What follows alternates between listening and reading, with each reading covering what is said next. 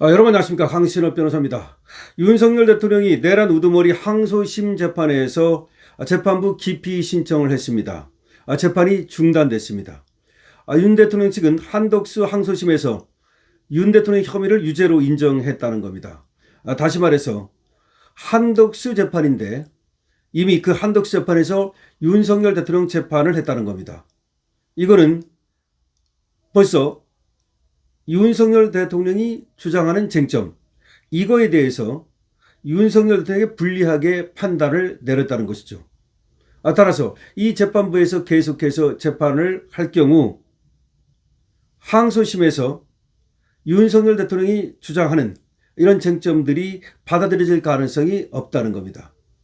다시 말해서 윤 대통령이 지금 내란 재판부에서 항소심 재판을 받고 있는데 그 재판부에서 한덕수에 대해서 이미 판결을 내리면서 그 판결문에 윤석열 대통령을 이미 내란죄 우두머리로 판시하는 그런 어떤 인식을 보여주었는 바, 이 재판부에서 그대로 재판할 수 없다라고 해서 기피 신청을 한 겁니다.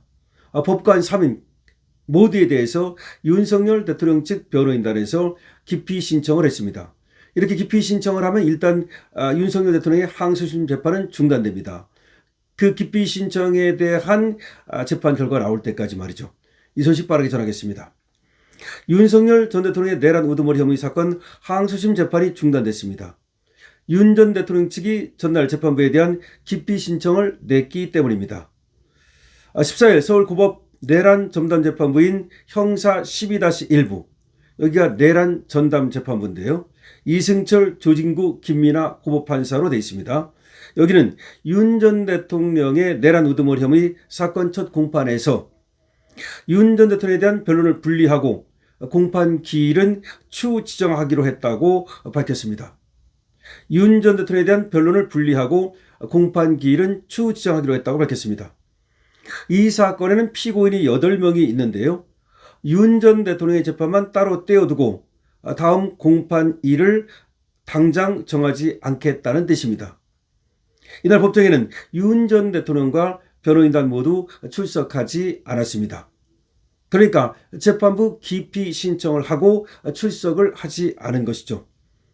윤 전 대통령의 재판 속행 여부는 법원이 기피 신청을 받아들이느냐에 좌우될 것으로 보입니다. 기피 신청을 받아들이느냐 아니냐, 이거에 따라서 이 재판부에서 그대로 재판을 하느냐 아니면 재판부가 바뀌느냐, 이것이 결정됩니다. 기피 신청 사건은 서울고법 내란 전담재판부인 형사 1부에 배당된 상태입니다.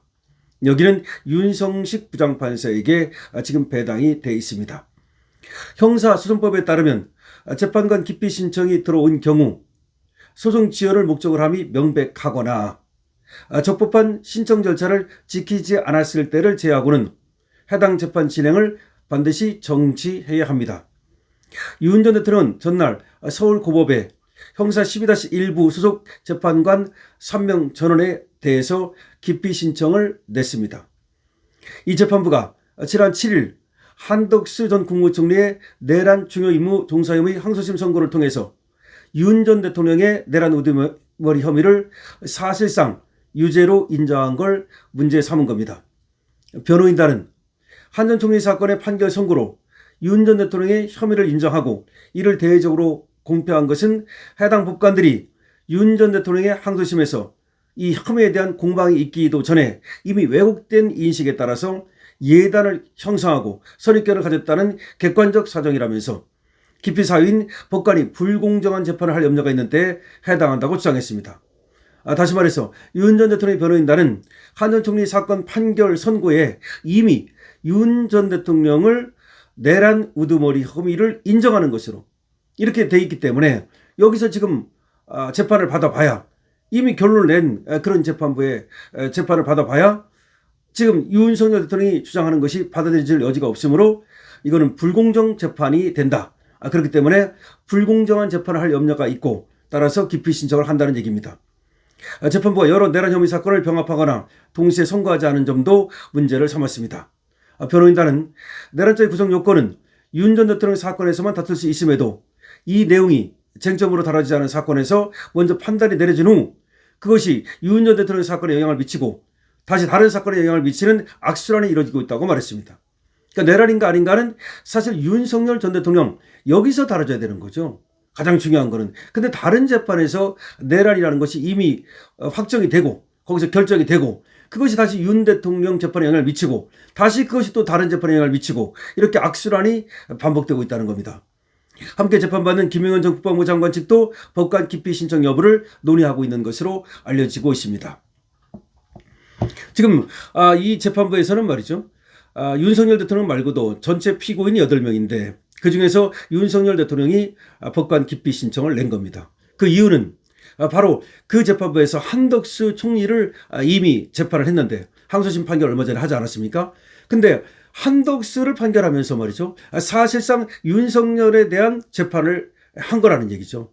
원래 윤석열 대통령 재판 거기에서 내란 여부가 쟁점으로 다루어지고 그것이 아주 첨예하게 다투는 그런 것이 있어야 되는데 한덕수에서 이미 그냥 결론을 내버린 거야. 윤석열 대통령이 내란했다는 식으로. 그러면 윤석열 대통령 재판에서는 이미 한덕수 그걸 갖다 그대로 갖다가 쓰지 않겠습니까? 이 법관이 똑같은데 한덕수 재판에 법관 3명이나 지금 윤석열 대통령 재판에 법관 3명이나 법관이 똑같은데 한덕수 재판에서 이미 윤석열 대통령을 내란으로 결정을 했다면 그렇게 지금 인식을 했다면 여기서도 똑같은 결과를 가져올 거 아닙니까? 그러니까 다른 재판관들한테 재판을 받아야만 객관적인 증거를 가지고 객관적인 사실에 입각해서 그래서 어떤 심리를 하고 그리고 또 선고를 하겠지 않겠습니까? 바로 그런 얘기입니다.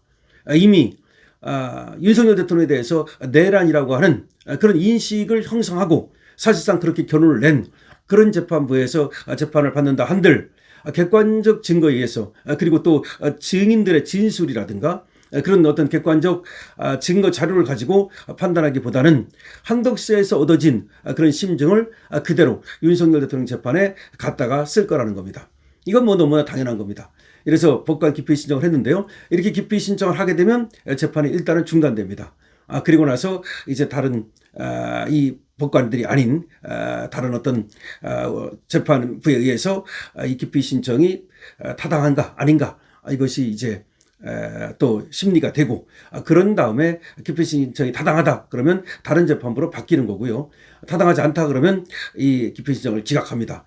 그러면 바로 이 기피 신청했던 그 법관들이 그냥 그대로 재판을 진행하게 됩니다. 물론 기피 신청을 받아들일 가능성이 별로 없어요. 안 받아줄 가능성이 많습니다. 왜냐하면 내란 전담 재판부에서 지금 재판한 거기 때문에 일반 재판부로 또 보내려고 하지도 않을 거 아닙니까? 그래서 별 의미는 없지만 그래도 분명하게 말이죠. 이렇게 목소리를 내고 다퉈야만 역사적 기록으로 이걸 남길 수가 있겠죠. 어차피 말이죠. 윤석열 대통령도 별로 이 재판부에 기대는 하고 있지 않은 것 같아요. 하지만 이것을 이런 방법을 통해서 절차를 갖다가 제대로 지키지 않았다는 것을 또 기록으로 남기고 또 불공정한 재판이 됐다는 것을 기록으로 남기고 또 그것이 국민들께 알리고라는 의미로 법관 기피 신청을 한 것 같습니다. 김용현 재판부의 이 법관들도 같은 세 사람인데 같이 재판을 받고 있으니까 8명이 김용현 변호인단도 법관 기피 신청을 고려한다고 합니다. 강시험투입니다. 좋아요, 구독을 부탁드립니다.